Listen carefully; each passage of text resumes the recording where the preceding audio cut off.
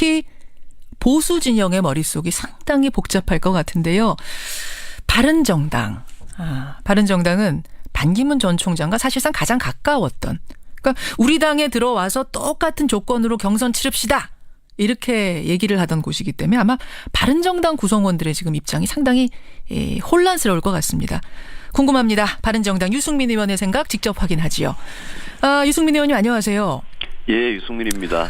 반기문 총장의 수행비서도 몰랐다니까. 유 의원님은 진짜 당연히 모르셨죠? 예, 어제 아침에 반 총장님께서 저희 바른정당 당사 방문하셔서 예.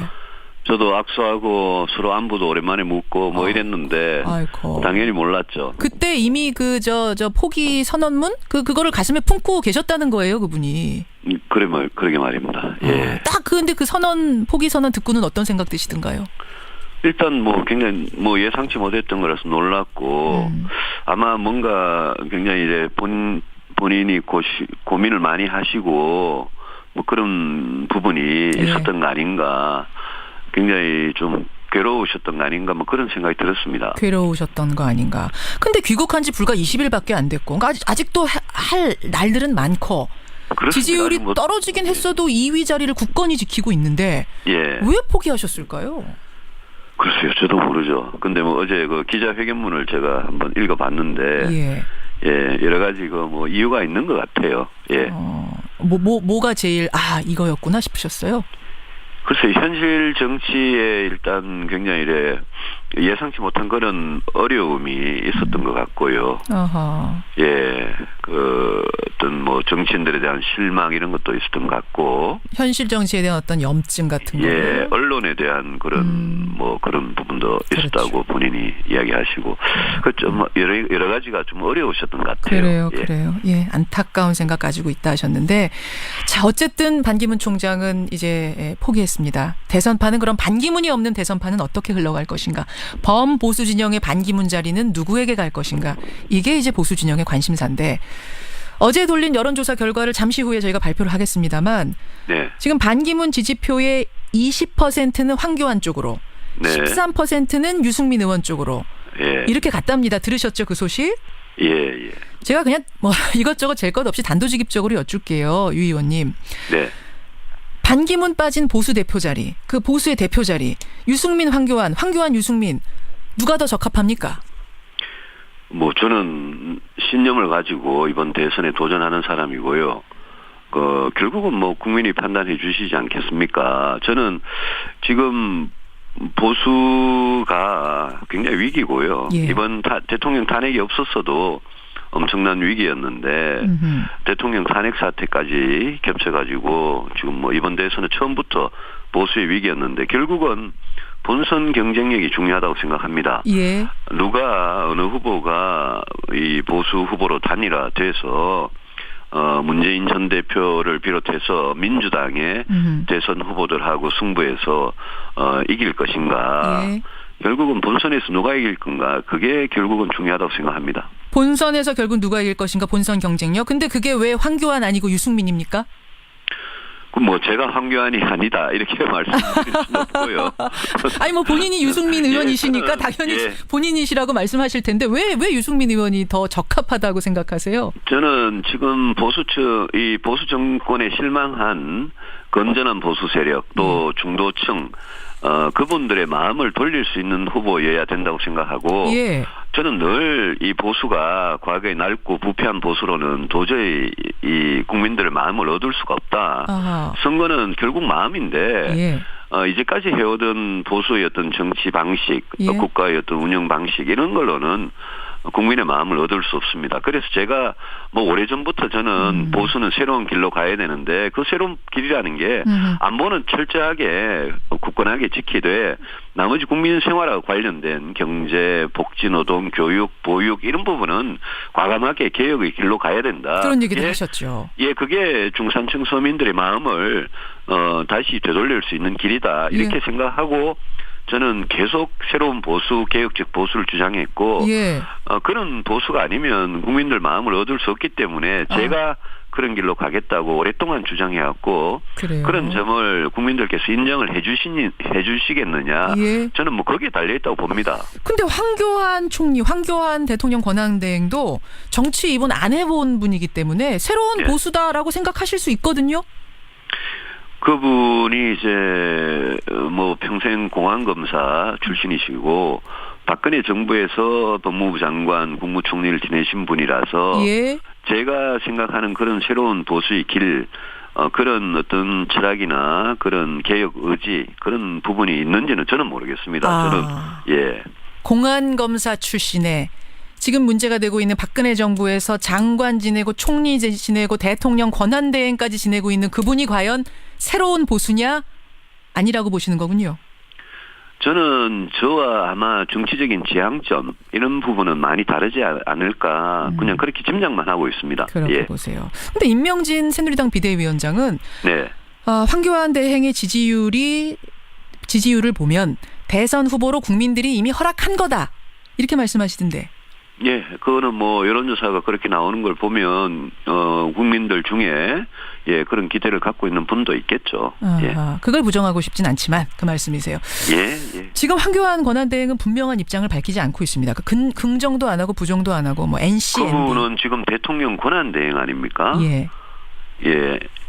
대통령 권한대행이니까 뭐 대통령이라는 자리 자체가 국민이 위임한 권한을 쓰는 대리인인데 또 이제 국민이 대리인인 대통령이 탄핵을 당한 지금 상황에서 권한 대행이고 예. 헌법재판소 결정이 날 때까지는 사실 뭐 권한 대행 자리를 그 직무를 수행하기 위해서는 대선에 나오겠다 이런 얘기를 하기는 쉽지 않을 것 같은데요. 제가 보기에는 만약 그 황교안 권한 대행께서 예. 대선 출마 생각이 있으시면 예. 지금 당장이라도 그 뜻을 밝히고 권한대행 자리는 그만두는 게 옳지 않겠느냐. 그게 대통령 선거를 위해서도 바람직하고. 예. 그리고 그게 지금 권한대행 자리가 얼마나 중요한 일을 수행하고 있습니까? 중요한 자리죠. 예. 그런데 그 권한대행 하시는 분이 대선만 생각하고 있으면 국정에 소홀함이 생길 테니까. 그런 뜻이 있으시면 지금 밝히고 지금 나오고. 지금 나와라. 예, 권한대행을 또 경제부총리한테 또 다른 권한대행을 예. 만드는 것 자체가 참 그게 정치적으로 도의적으로 문제는 있습니다만은 예, 그래도 대선 출마 생각 있으면 밝히고 나오는 게 낫겠죠. 그럼 예. 이제 이렇게 질문 드리죠. 뭐 일단은 권한대행이 참 우스운 거기 때문에 이게 바람직한 건지 모르겠지만 그럼에도 불구하고 만약 본인이 나오기로 결심을 한다면 예. 최소한 언제까지는 이 권한대행직 내려놓아야 된다. 도의적으로. 마지노선 언제로 보세요? 아니요. 지금 방금 말씀드렸듯이 그런 생각이 있으시면 저는 지금 하는 게 지금입니까? 생각합니다. 예. 왜 지금입니까? 지금 만약 헌법재판소 결정이 탄핵 인용으로 나면 예. 그로부터 뭐 한 5, 60일 사이에 대선을 치르는데 치러야죠. 아니 국민들 입장에서는 어떤 대선 후보든 충분히 그 정책이나 능력 도덕성 이런 부분을 충분히 검증하고 예. 대선을 치르기를 원하는 거 아닙니까? 알겠습니다. 그러니까 빨리 뜻이 있으면 빨리 지금이다. 그만두고 나오는 게 맞겠죠. 지금 안 나오면 그거는 국민 우롱하는 거다 뭐 이렇게 보시는 거예요. 그렇게까지 제가 말씀드리지는 않겠습니다만. 국민들은 그렇게 느낄 수도 있습니다. 사실은 너무 짧기 때문에. 네. 유승민 의원 바른정당 만나고 있습니다. 그나저나 두 번째 공약 발표하셨더라고요.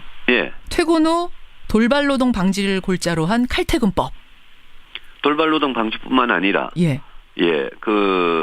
야근이나 주말 근무 이런 것을 아주 강력하게 뭐 완전히 금지하는 건 아닙니다만은 그런 걸 못하게 하는 그런 칼퇴근법 그걸 제가 아이 키우고 싶은 나라의 2호 공약으로 어제 발표했습니다. 칼퇴근법 굉장히 흥미롭더라고요. 보니까 퇴근 후에 그러니까 카톡 같은 거 SNS 통해서 뭐 지시하고 이러는 걸 못하게 하는 겁니까? 좀 구체적으로. 그거는 이제 돌발노동 부분이고요. 그거 말고도 예컨대 밤 12시에 퇴근을 했는데 그 다음날 아침 7시나 8시에 출근을 해야 되는 그런 식의 회사 근무는 그거는 뭐 아이 키우고 싶은 나라 또 가정의 행복 이런 데 절대 바람직하지 않기 때문에 최소 휴식 시간이라는 거를 보장을 하려고 그럽니다. 최소 휴식 시간은 몇 시간으로요? 11시간. 11시간은 보장해 줘야 된다. 퇴근 후에. 예. 그거 이제 규정으로 만든다는 것이죠. 그리고 1년, 지금은 일주일 단위의 최소 근로시간, 초과 근로시간에 대한 제한이 있는데요. 그렇죠. 그 초과 근로시간에 대한 제한을 일주일 단위 현행 그걸 그대로 두고 또 1년 단위로도 제한을 해서 1년 전체적으로 365일 동안 초과 근로를 너무 많이 하지 않도록 그래서 야근을 대폭 줄여 나가도록 그런 법안인데 이 법안이 저는 제가 먼저 발의한 육아휴직 3년법과 이 결합이 돼서 예. 결국 저출산 문제를 해결하려면 이런 획기적인 이런 쪽으로 나아가지 않으면 저출산 문제 해결할 수 없다. 예. 그런 문제의식에서 출발한 겁니다. 그런 거군요. 근데 이게 참 뭐 이상적입니다. 참 듣기 좋습니다만 이게 우리 현실에 가능할까요?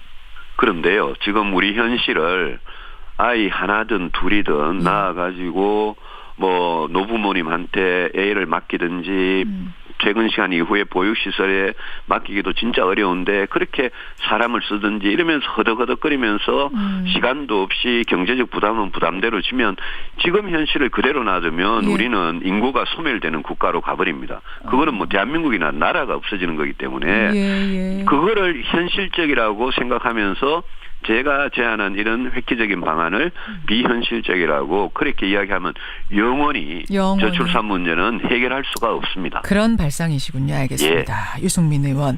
대선 후보 가운데 내가 유일한 경제 전문가다. 항상 자부하고 계시는데. 네. 근데 이제 일각에서는 지금 제시하는 공약들 놓고 이거는 좌파 공약이다. 뭐 보수 쪽에서 이렇게 비판도 있고.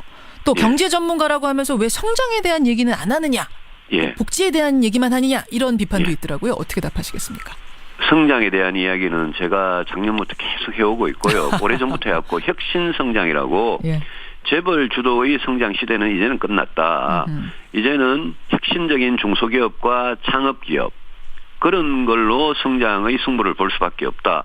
그렇게 하기 위해서는 우리 경제를 일단 경제 정의부터 바로 세우면서 중소기업, 창업기업 쪽으로 국가가 지원하는 그런 쪽으로 가야 된다라고 계속 주장해 왔고요. 예. 다음 주에 또 혁신성장의 구체적인 그림을 밝힐 생각입니다. 어허. 그리고 좌파다, 뭐 진보다 이렇게 말하는 거는 저는 뭐 조금도 동의할 수 없는 게 방금 제가 말씀드린 육아휴직 3년이나 칼퇴근이나 예. 또 제가 평소에 이야기하는 복지, 노동, 예. 교육, 보육 이런 쪽의 이 정책들, 재벌 개혁 정책들 이런 부분들은 대한민국을 완전히 새롭게 다시 뛰게 하기 위해서는 그런 정책들을 쓰지 않으면 안 될 정도로 지금 우리나라 상황이 양극화, 불평등 이런 게 심각하고 또 저성장, 저출산 문제도 심각하지 않습니까? 예. 그런 걸 해결하기 위해서 옳은 정책을 하는 것을 예. 뭐 좌파다, 진보다 이런 식으로 기존에 아주 수십 년 된 낡은 그런 보수의 관점에서 본다면